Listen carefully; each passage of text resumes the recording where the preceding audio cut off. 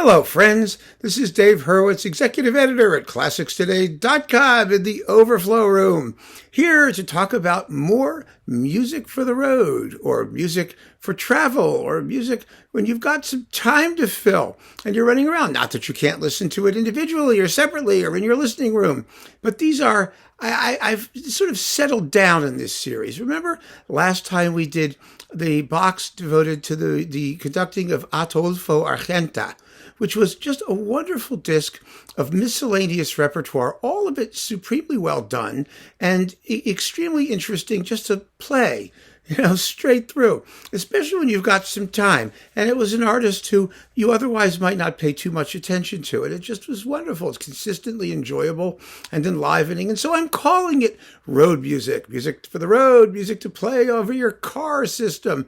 But it doesn't have to be. It's for any time when you want a collection of miscellaneous repertoire that's just uniformly well done. So you get lots of surprises and well-chosen programs of things. And I can't think of a better example of that than this. This is Joseph Vlach on Supraphon Historical Series, the Supraphon Archive Series. Joseph Vlach was a wonderful, wonderful artist. You may not know him. He was kind of the Czech Chamber Orchestra. That's the best way to think about him. He was a violinist. He was the founder of the Vlach String Quartet, as Vague did the Vague String Quartet, a wonderful group whose splendid performances of the Debussy and Ravel quartets we talked about, and I played you some samples of in our discussion of the Debussy and Ravel quartets, so you can hear something of his artistry there. He was the founder of the Czech Chamber Orchestra and a major conductor of basically chamber type pieces, that repertoire. He was like Sándor Vég or Neville Mariner or one of those conductors, but he had his own wonderful personality. And of course, because he was Czech, he had an entire repertoire in which he could specialize and really made some splendid recordings for Supraphon, which are gathered in this 4-disc box. And what makes this box so marvelous is the selection of stuff inside. It's such a great pile of material, so diverse, so interesting, and so consistently well done. It's wonderful. So I want to talk you through it. There are 4 discs, and I just can't imagine a better thing to play when you're on the road, as I was and did. These are all tested. They have survived the Hurwitz road test. I guarantee you that. And they are marvelous, and they sound good over car stereo systems, especially this summer when you could roll up the windows and turn on the air conditioning, and as we are doing this weekend particularly. So let's see what's in here. And I'll play you some samples. It's wonderful. Okay, disc 1 has 3 works. The Dvořák String Serenade, which everybody loves, and which is just one of the most gorgeous things in the world. The Joseph Suk String Serenade, which everybody should love, because it's just one of the most wonderful pieces in the world. And finally, the Dvořák Czech Suite. This is the reference recording, probably, of the Czech Suite. It's a splendid performance. These are with the Prague Chamber Orchestra, by the way, or at least some of them are. And it's just, I don't know what to tell you about the Czech Suite. It's one of those pieces. I've never heard it done live. I've never seen anybody program it here in the West. It is just the most delightful piece of music. It's so beautiful. I played you the Romance as the Dvořák entry in the most beautiful melodies in the world. It's just incredibly tuneful and mellifluous. I want to play you a little bit of the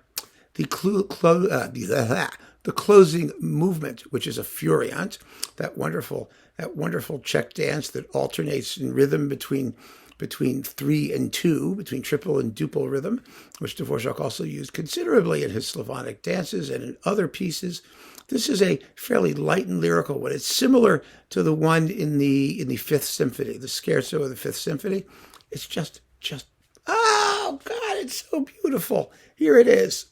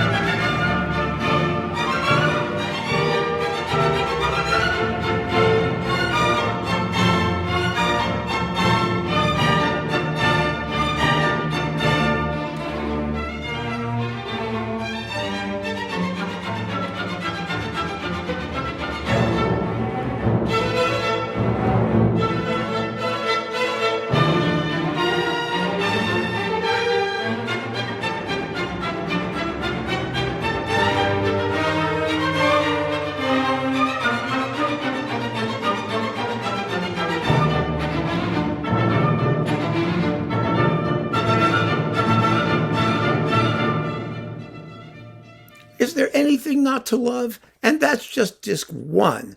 That'll get you a good hour down the road, and you'll be entranced by every single bloody moment. More than that. It's 70 some odd minutes. It's a nice long disc. These all are, actually. All right, disc 2.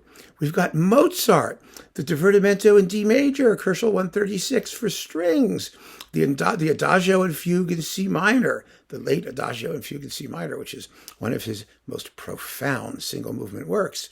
Everybody keeps telling us. I'm not sure I believe it, but it's a wonderful piece. Truly wonderful. And finally, Eine kleine Nachtmusik.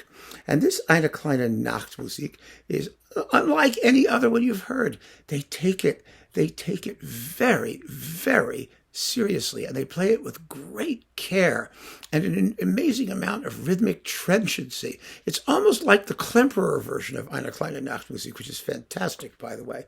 You also get the Tchaikovsky Andante Cantabile, the arrangement of the slow movement from the String Quartet No. 1, and the Tchaikovsky String Serenade, which is, of course, glorious and fantastically well done here. But let me play you the opening of Eine kleine Nachtmusik. This is really fun because, yes, it's chamber music, it's divertimento. This is not a light performance. This is a very, very serious little night music. And I love it. I just love it. It makes you perk up and listen to it fresh because of its deliberate tempos. It's very clear, rhythmic oomph.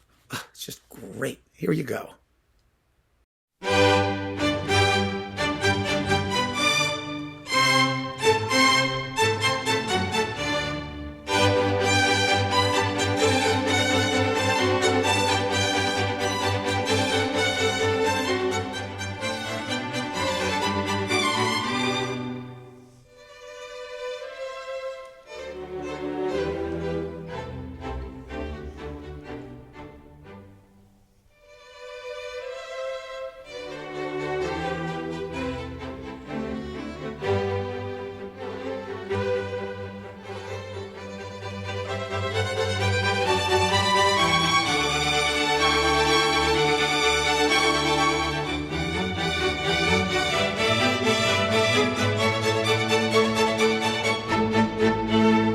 Of course, it's not all like that. I mean, it lightens up as it goes. The finale is nice and perky, but I just love that opening. It's a surprise. It makes you listen to it new.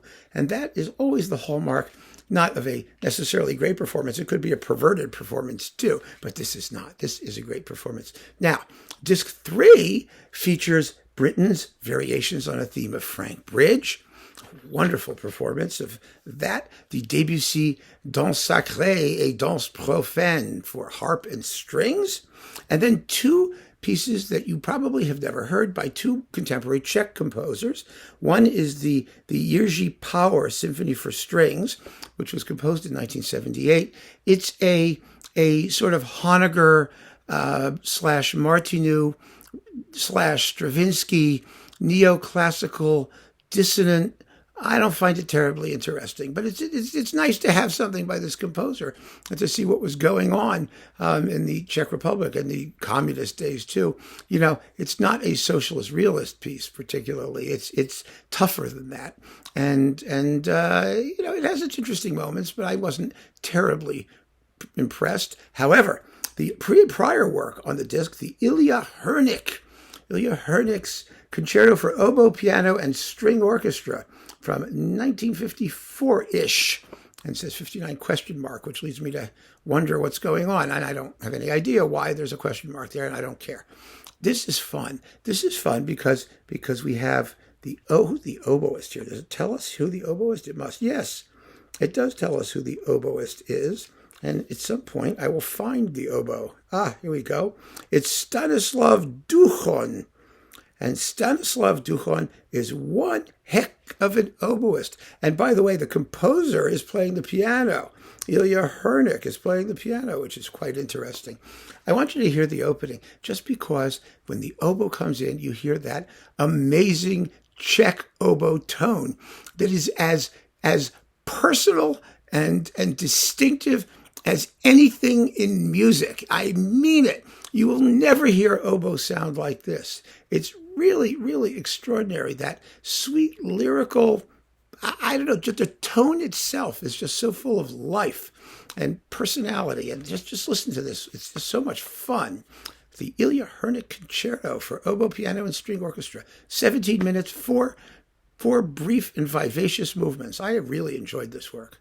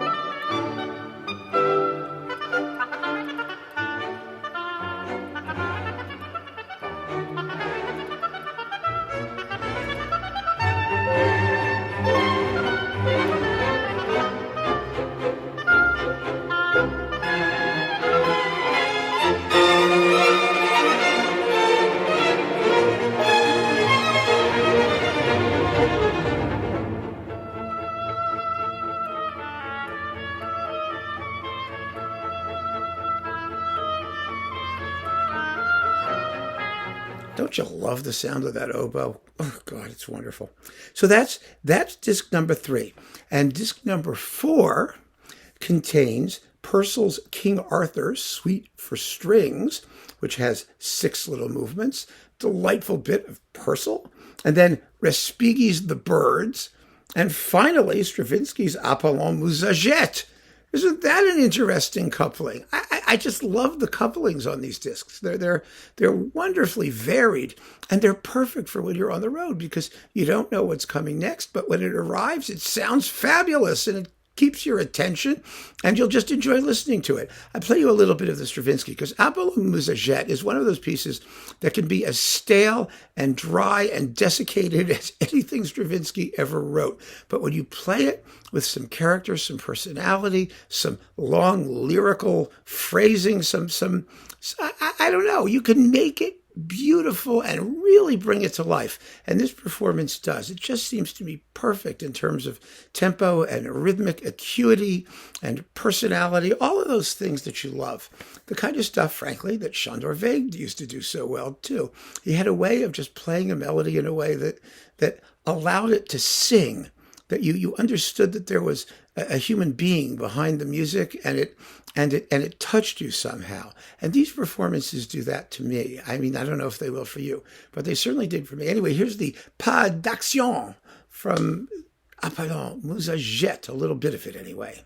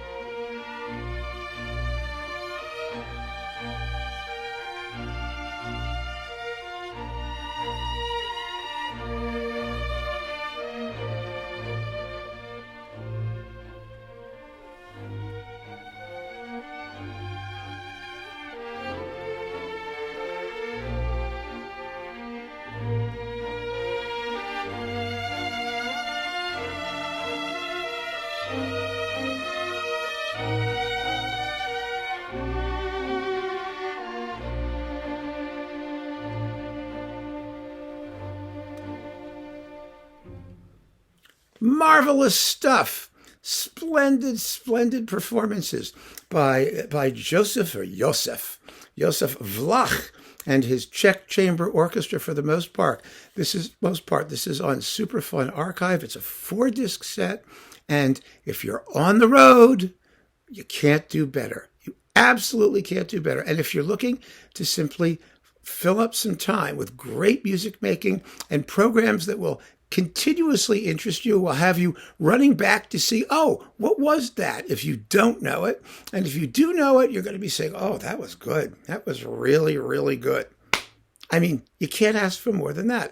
I love these collections when they're well made, when the artists are first class, and it's the kind of stuff that, unfortunately, as I said, it tends to get lost in the shuffle, these collections. I did a talk about how to categorize classical music. This goes under V for Vlach. For your collection, it's going to go under V, but you may not go running to it when you want to hear Eine kleine Nachtmusik or the Britten, Frank Bridge variations. You may go to Mozart or to Britten, the M or the B or whatever other section you file these things under.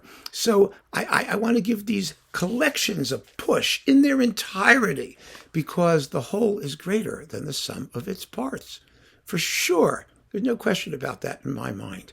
So keep on listening, folks. Thank you so much for joining me. Take care and enjoy Mr. Vlach. He was really great. He really was. Bye-bye.